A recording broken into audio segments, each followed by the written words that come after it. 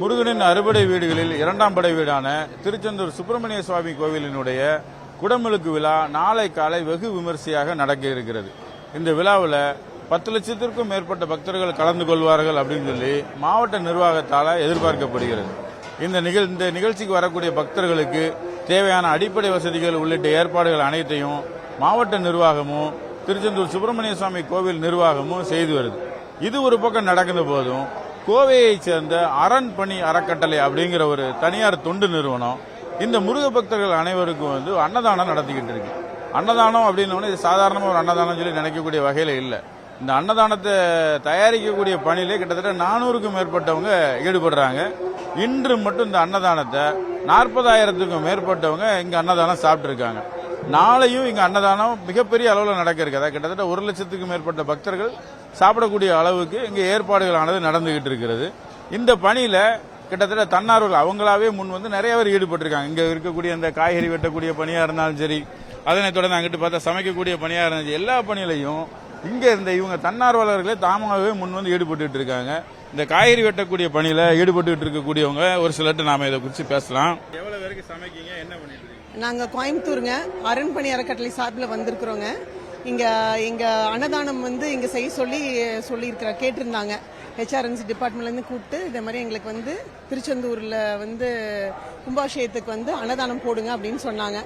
அப்போ இந்த காய்கறி எல்லாம் நாங்கள் மேட்டுப்பாளையத்துலேயும் ஒட்டஞ்சத்திரத்துலேருந்தும் எடுத்துகிட்டு வந்திருக்கிறோங்க. இங்கே வேலை செய்கிறவங்க எல்லாருமே சிவனடியார்கள் அவங்க எல்லாரும் தன்னார் வாலண்டியர்ஸ் எல்லாரும் நல்லா விரும்பி அவங்கவுங்க அந்த பணிகளை செஞ்சுட்டு இருக்கிறாங்க.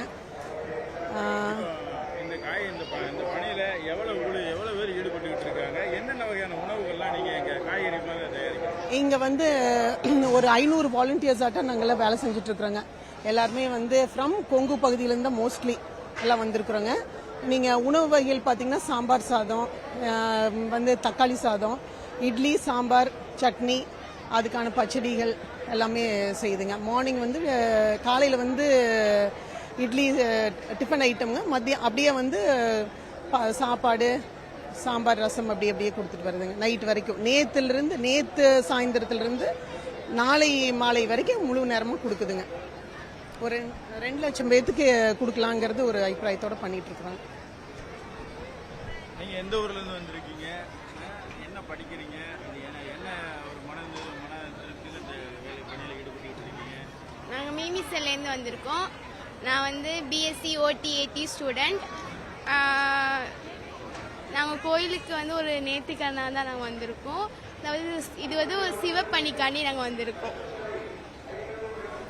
இந்த பகுதியில் காய்கறி வெட்டக்கூடிய பணிகள் நடந்துகிட்டு இருக்கிறது. இதுக்கு எய்தாக்கில் பார்த்தோம்னா அந்த மிகப்பெரிய பாத்திரங்கள்ல சமைக்கக்கூடிய பணியானது நடந்துகிட்டு இருக்கிறது.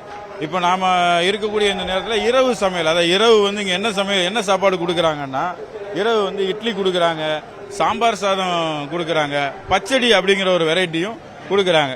இந்த தயாரிக்கக்கூடிய பணிகள் தான் இங்க நடந்துகிட்டு இருக்கு.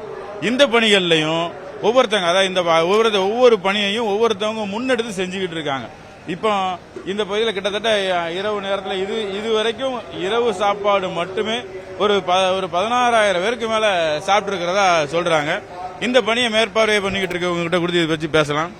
100 பேருக்கு பண்ணி கொடுத்துடலாம். சரி சொல்லுங்க. மொத்தவங்களும் எஸ்டிமேட் ஒரு நேரத்துக்கு 25,000ங்க. அதாவது காலையில் 25,000, மத்தியானம் 25,000, ஈவினிங் 25,000. நாளைக்கு 1 லட்சம் பேருக்கு எஸ்டிமேட் பண்ணியிருக்கிறோம். இப்போ நைட்டு சமையல் இட்லியும் அப்போ வெஜிடபிள் பிரியாணி இன்னைக்கு நைட்டுக்கு 2 ஐட்டம் பண்ணுறோம். இது கிட்டத்தட்ட 180 பேர் சமையல்காரர்கள் பணியில் ஈடுபட்டு இருக்காங்க.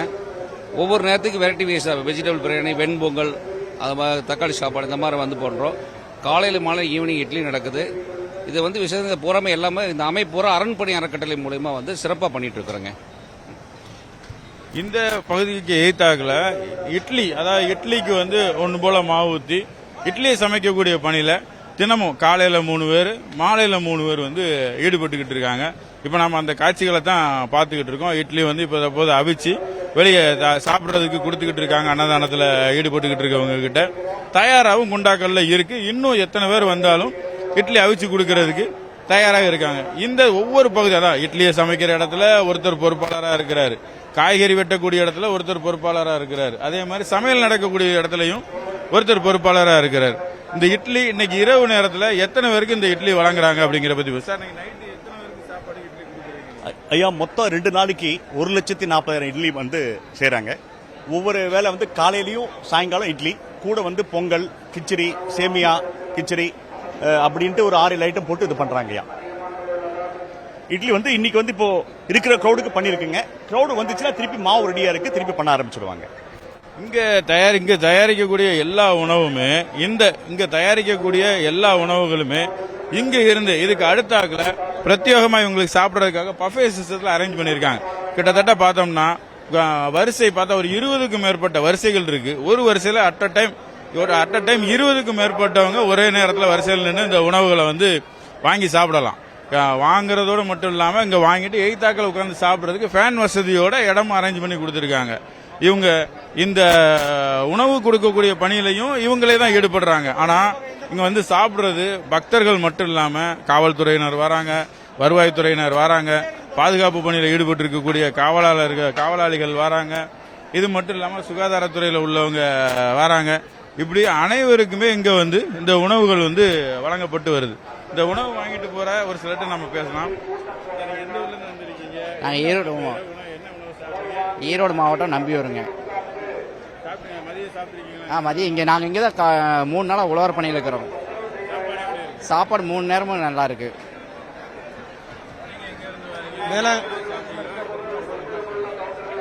நாகப்பட்டினம் மாவட்டம் வேளாங்கல்லேருந்து வரேன் சார். வேளாங்கல்லேருந்து வர்றேன். இன்னைக்கு இப்போ தான் வரேன், சாப்பிட வந்தேன். ஆமாம் ஆமாம்.